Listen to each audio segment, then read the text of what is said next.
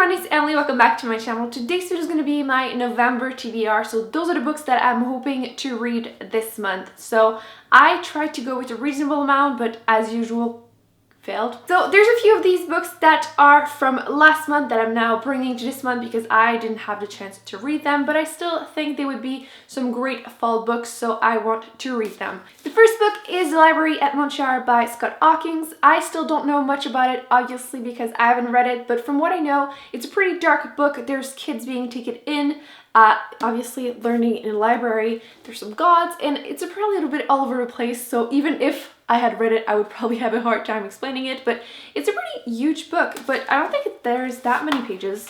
There's just under 400 pages, but for some reason that book looks very intimidating, so I'm hoping to get to it this month. The second one that I didn't get a chance to read in October, but I'm hoping to read this month is I See You by Claire McIntosh, which that cover is still everything. I still want to get to it. It's more of a thriller type book, so I don't know too much, don't want to know too much, but from what I know, the main character sees her picture in a newspaper, and I believe there's a number or an email address or website or something, anyway, and she just has no idea why her picture is in there, basically people following her, and the next day it's someone else, so I still want to get to it. It's a thriller, perfect for the fall, so yeah. The last book that I'm bringing from last month is The Creeping by Alexandra Sirowi. Again, thriller, mystery, so you don't want to know too much, but basically there's a main character that as a kid went into the forest with a friend, and she's the only one that came out, but she doesn't remember what happened, and then she's trying to figure it out. So in October, I read The Ocean at the End of the Lane by Neil Gaiman, and unfortunately, I didn't really enjoy it at all, and kind of feel bad saying it out loud because I feel like a lot of people love his books, his writing, even that one, and it really wasn't for me, but I do own a few of his books, so I'm obviously hoping that I will be loving the next ones, and I wanted to read one this month to try and, you know, erase that memory from my head. So I'm hoping to read Neverwhere, obviously by Neil Gaiman. From what I know, it's a pretty dark, somewhat retelling of Alice in Wonderland, but it takes place in London or under London or something. Again, don't know too much. It's not that big. It has just over 300 pages, so it shouldn't be too big, and obviously the cover is stunning.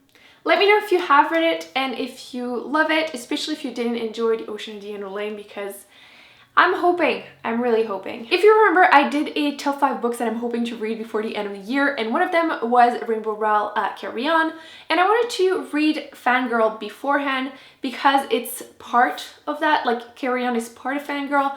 A lot of people were telling me it's not necessarily necessary to read that one first, but what the heck, when I saw it at a library sale for 25 cents, I decided it's a sign that I need to read it first. So I'm hoping to read Fangirl by Rainbow Rowell. From what I know, it's a girl that starts university and she's basically struggling with this, and she writes a fan fiction, and that fan fiction is going to be Carry On. So I thought I would start with this one because why not? It's gonna be my first book from Rainbow Rowell, so don't hesitate to leave me comments letting me know what are your favorite books from her, because I obviously want to know, but it's gonna be my first one, hoping it's a good way to start. From what I know, it's gonna be a cute contemporary love story, so we'll see how I feel about it. This is probably the book that I'm the most excited for. I have been wanting to read Brandon Sanderson's book for a ridiculously long time, and for some reason, let me know if you have the same issue.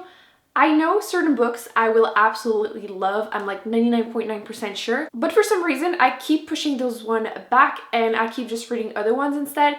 I have no idea why. I don't know if it's because I'm scared of like not loving them when I think I will, or if after that it's gonna be done. I'm not sure what's up with this, but I am super excited to start the Mistborn trilogy, the first one being The Final Empire, and I can't wait.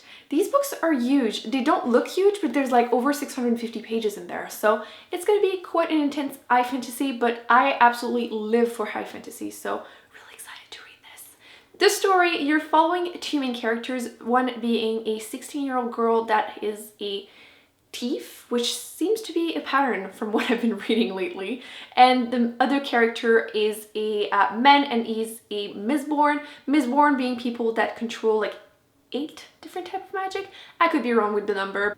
What's really interesting with the Brandon Sanderson's books are obviously the magic system and the world building, so I'm excited to see it in action. This is the first book I'm going to be reading no doubt. If you've seen my last haul, you've seen this book, and I'm extremely excited to read it, and it's Ready Player One by Ernest Cline.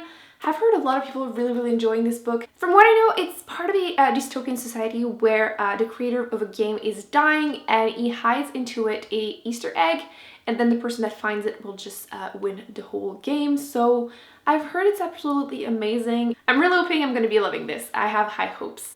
Another new author for me is going to be Haruki Murakami, which I have heard amazing things, and this one is Norwegian Wood. A lot of people were telling me I should start with this one. A lot of people were telling me to start with other ones. So if you have any favorites, let me know in the comments. Obviously, if I enjoy this book, I will keep going and read everything.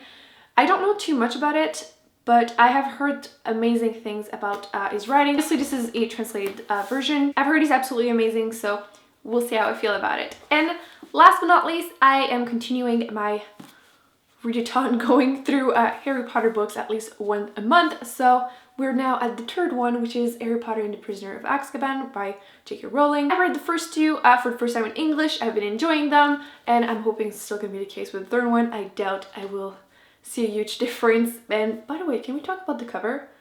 Those covers are absolutely stunning. I feel like I should have done the readathon being like, I read the book and then watch the movie just to see the differences and then see which one I prefer. I think next time I read the whole series, I'm going to do that. And then that way I'll be able to place in order the books I prefer and then the movies I prefer, because, oh, my battery's dying. I don't think this book was my favorite one of the series. I think the sixth one is my favorites, which I don't know. What's your favorite book from Harry Potter? So that's it, guys. I really hope you enjoyed this video. Don't forget to give it a big thumbs up. Don't forget to subscribe if it's not already done, and I will see you in my next video. Bye.